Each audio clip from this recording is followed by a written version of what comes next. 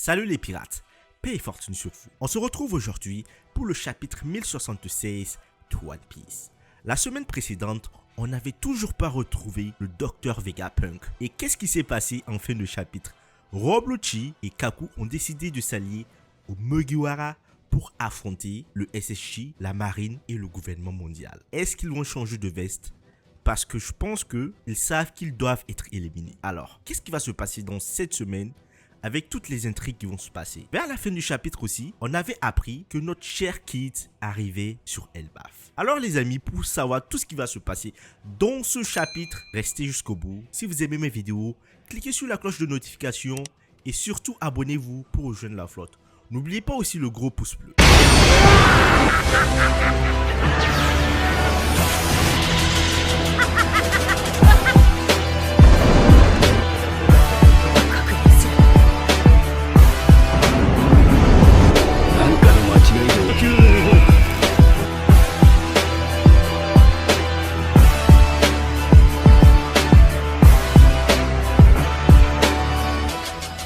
Le chapitre 1076 de One Piece. Alors le titre du chapitre c'est quoi? Vieux amis.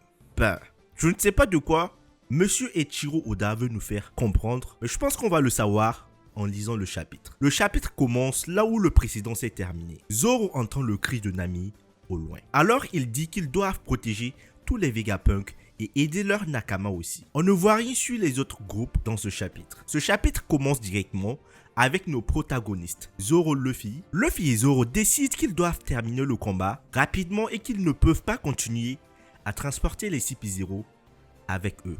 Donc les deux vont décider de éjecter très rapidement les Séraphins afin de retrouver leurs amis et de pouvoir protéger le Dr Vegapunk. Kaku est en train de discuter avec Luffy. Si nous parvenons à traverser cette épreuve ensemble, je t'autoriserai à me menotter à nouveau. Oh, tu le feras? Très bien alors. Luffy parle maintenant à Rob Lucci. Une fois ce combat terminé, tu ne t'en prendras pas à mes Nakama ou à Vegapunk juste parce que tu ne peux pas me battre. J'espère que c'est le cas, Rob Lucci. Et je pense que Rob Lucci sera d'accord. De toutes les façons, Rob Lucci, il ne peut plus se cacher et il est fiché par tout le monde. Et Rob Lucci qui répond à Luffy, ben ça me va. Le deal, ça me va. Je vais pas m'attaquer à qui que ce soit après notre alliance. Je veux te tuer en premier de toute façon. Et quand tu seras mort, tous tes Nakama seront morts aussi. Il est en train de blaguer, j'espère.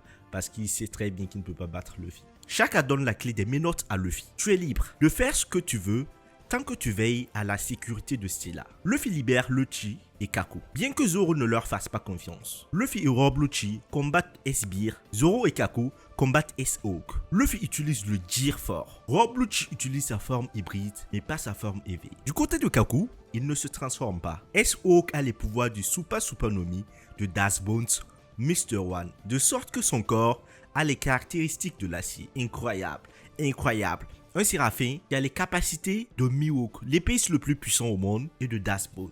Quoi de mieux pour un épéiste d'avoir un corps qu'on ne peut pas trancher? La meilleure défense et la meilleure attaque. Dans une double page étonnante, Luffy et Rob Lucci et Zoro Kaku utilisent une attaque combinée contre S-Beer et S-Hawk. Les deux Séraphins s'envolent hors du bâtiment. Le vrai Vegapunk Stella se réveille dans une prison secrète à l'intérieur du laboratoire. Vegapunk est à nouveau un vieil homme, mais il est blessé et enchaîné. Vegapunk est enfermé avec des agents du Cypher Pole qui ont disparu il y a quelques semaines, voire des mois. Vegapunk se demande comment il s'est retrouvé en prison et dit aussi qu'il est curieux de savoir comment ses recherches sur les poneglyphes ont été divulguées au gouvernement mondial. Alors les amis, je me pose une question. Est-ce qu'il n'y aurait pas une troisième partie ou bien des antagonistes qui se cachent, qui ne font ni partie des Mugiwara ou du gouvernement mondial et qui sont juste là pour s'aimer la zizanie et pour vendre leurs services? Je me pose cette question parce que là, il est question des agents du Cypher Pole qui ont été enchaînés depuis des mois et de la divulgation des informations de Vegapunk. Est-ce qu'il est question de Morgan Big News ou de la Pègre qui est présent sur Eggheart, qui agit en secret ou peut-être après demander une rançon au gouvernement mondial contre Vegapunk? Je pense que c'est possible parce que là le Cypher Pole a été lâché par le gouvernement mondial à quel moment? Très récemment. Pourtant avant, il se faisait kidnapper. Donc je pense que il y a des gens sur Eggheart qui sont là pour quelque chose de très important. Et peut-être que Caribou aussi sait quelque chose par rapport à ça. Qui est-ce que Caribou sert? On ne le sait pas pour l'instant. Sur l'île d'Eggheart, nous pouvons entendre des communications de différentes bases de la marine disant que plus de 100 navires se dirigent vers l'île d'Eggheart. Et ouais. Toute la marine est en train de se diriger sur Eggheart parce qu'en réalité, il n'est pas question que Vegapunk et les Mugiwara puissent s'enfuir avec les Séraphins, tout le génie de Vegapunk et Vegapunk lui-même. Est-ce qu'il y aura un Buster Call? Dites-moi ce que vous pensez de ça. Parce que j'ai l'impression qu'à cette allure, il risque d'y avoir un Buster Call. Les amis, qu'est-ce qui est en train de se passer? On va du côté de Elbaf. Plus précisément dans un bar près de la côte.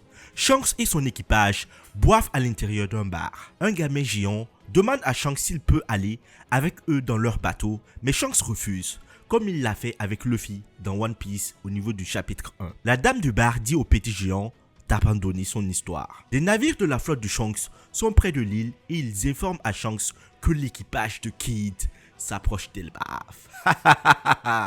C'est incroyable. Est-ce qu'on aura un remake Shanks contre Kid Acte 2? Je me pose la question. Et je suppose que vous vous posez la question. Selon vous, qu'est-ce qui va se passer? Et qu'est-ce que Ben Beckman dit? Notre ennemi doit être en colère. Et Lukiru retorque. On dirait que j'ai passé trop de temps à parler. Je n'y peux rien puisque je viens de rencontrer de vieux amis que je croyais morts. Retorque à Shanks. Shanks se lève de la table et continue de parler. Je ne veux pas causer trop de dégâts à cet endroit. Voulez-vous bien m'aider, Dory et Brogy? Les géants vont montrer leur force. Ils vont s'allier à Shanks pour affronter Kid. Pauvre Kid, pauvre Kid.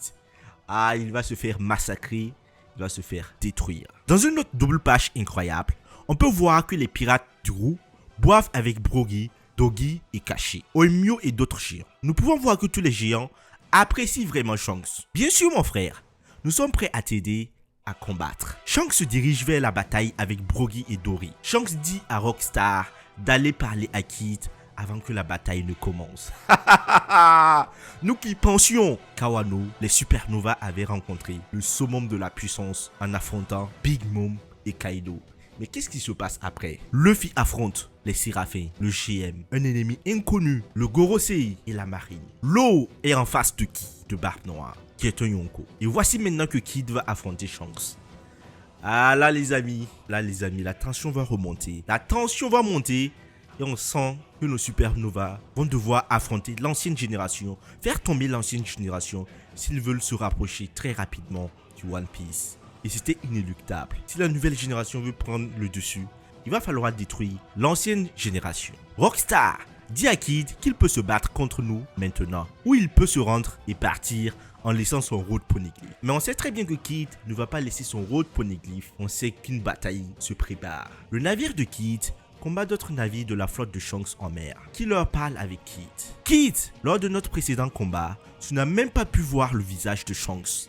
Cette fois, tu ne perdras peut-être pas qu'un bras. Ah là, Killer vient de nous donner une information cruciale. Lors du précédent combat, Shanks n'a même pas été inquiété. En fait, Kid a affronté que des membres de l'équipage de Shanks. Et c'est eux qui l'ont entaillé. Ils lui ont privé d'un bras. C'est même pas Shanks. Tellement Shanks est un haut placé, il était tellement fort que Kid ne pouvait même pas s'approcher de Shanks. Cette fois-ci, peut-être qu'il aura assez de force pour s'approcher de Shanks. Et là, peut-être qu'il ne va même pas perdre qu'un bras. Il va peut-être perdre sa vie. C'est ce que Killer vient de lui informer. Et Kid retorqua. On pourra s'inquiéter de ça si on perd vraiment. Et ouais, Kid n'est pas venu pour perdre. Kid n'est pas venu pour perdre. Il est venu battre Shanks et repartir avec ce qu'il recherche. Le chapitre se termine avec Shanks marchant vers la côte avec les autres capitaines l'acclamant. Fin du chapitre. On aura une pause la semaine prochaine les amis. Ce chapitre est incroyable. Il est vraiment incroyable. Il est fort. Monsieur Eiichiro Oda. Il nous donne vraiment de quoi ruminer pendant la pause d'une semaine et on aura de quoi théoriser. Dites-moi ce que vous pensez, c'est vraiment un chapitre haut en couleur et beaucoup de révélations. Est-ce que Shanks va détruire Kid? Si vous avez aimé la vidéo, mettez un gros pouce bleu et surtout, abonnez-vous pour rejoindre la flotte. On se dit à la prochaine, portez-vous bien.